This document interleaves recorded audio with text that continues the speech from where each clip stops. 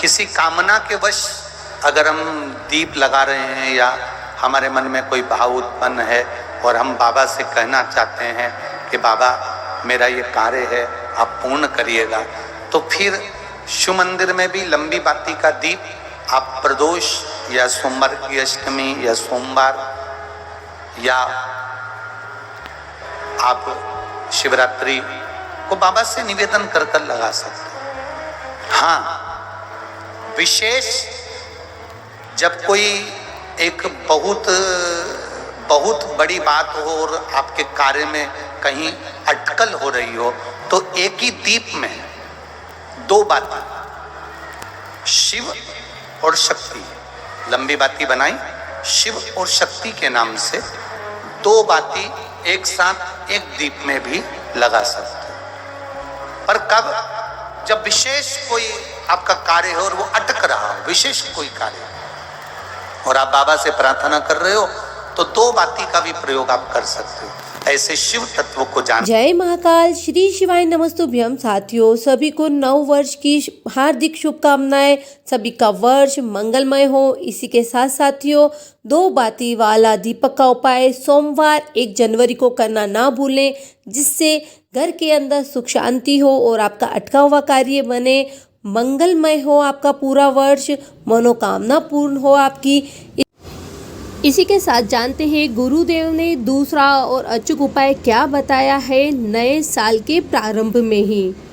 वर्णन करता है कुंदकेश्वर भगवान का स्मरण करना, अर्थात जिस व्यक्ति को बहुत बड़ा कोई रोग हो गया हो, कोई बहुत बड़ा रोग, कैंसर हो गया हो या बहुत बड़ा कोई रोग हो गया हो, उस व्यक्ति को प्रतिदिन कम से कम 11 बार कुंदकेश्वर महादेव का नाम लेना चाहिए।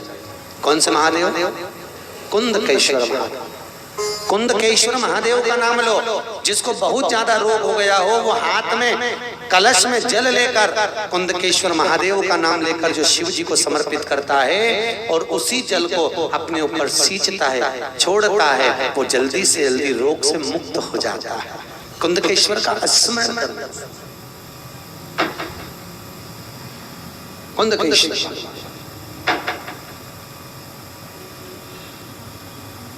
कुंदकेश्वर भगवान का स्मरण किया जाए। भगवान भगवान की जय। हर हर महादेव।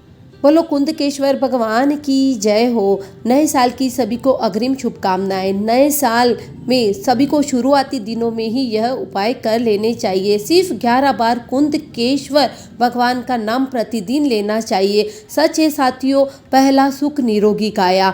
इसीलिए यह वीडियो नए साल से पहले आप इतना वायरल करो, इतना इसको सेंड करो, जिससे उन लोगों को भी लाभ प्राप्त हो। चलिए जानते हैं गुरुदेव से दूसरा और अचूक उपाय जो नए साल से ही हमें प्रारंभ कर देना चाहिए। कुछ नहीं आता, शिव महापुराण का मूल मंत्र का जाप करो। श्री शिवाय नमस्तुभ्यम। सब बोलिए, श्री शिवाय नमस्तुभ्यम। श्री शिवाय नमस्तुभ्यम। फिर से बोलो। ये शिव महापुराण का मूल मंत्र, जैसे भागवत का मूल मंत्र है ओम नमो भगवते वासुदेवाय, उसी तरह शिव महापुराण का मूल मंत्र है श्री शिवाय नमस्तुभ्यम। ये वो मंत्र है महाराज। इस मंत्र की प्रबलता कितनी है महाराज, देखिएगा। अगर किसी व्यक्ति को अचानक लकवा लग गया, अचानक लग गया, और 2 दिन हुए, 5 दिन हुए, 1 हफ्ता हुआ, 1.5 हफ्ता हुआ, और डॉक्टर अपना काम कर रहा है, तुम अपना काम करो। सरसों के तेल की आधा लीटर की बोतल ले जाओ, शंकर जी पे चढ़ा दो। 5 काली मिर्ची, 5 लौंग, 5 कमलगट्टे, 5 बेलपत्र, 5 शमी पत्र शिव जी को चढ़ा दीजिए। चढ़ाने के बाद सरसों का तेल, वो सारी सामग्री बोतल में वापस भर के रख लो, कटोरे में झेल लो और बोतल भर के रख लो। जिस व्यक्ति को लकवा लगा है, पैरालिसिस हुआ है, उस व्यक्ति के शरीर को 1 घंटा या आधा घंटा प्रतिदिन उस तेल से मलना चालू कर दो। 5 दिन के अंदर वो व्यक्ति चलता हुआ नजर आए। 6-7 दिन नहीं लगेंगे, 5 दिन बहुत हो, चलता हुआ नजर। शिव महापुराण का मूल मंत्र बहुत ही चमत्कारी है, बहुत ही प्रभावशाली है। श्री शिवाय नमस्तुभ्यम। गुरुदेव अपनी कथा में बताते हैं, जो व्यक्ति 11 महीने 11 दिन प्रतिदिन सिर्फ 11 बार श्री शिवाय नमस्तुभ्यम बोल लेता है तो वह मंत्र सिद्ध हो जाता है। तो आप बस नए साल यानी कि 1 जनवरी से ही प्रारंभ कर दीजिए।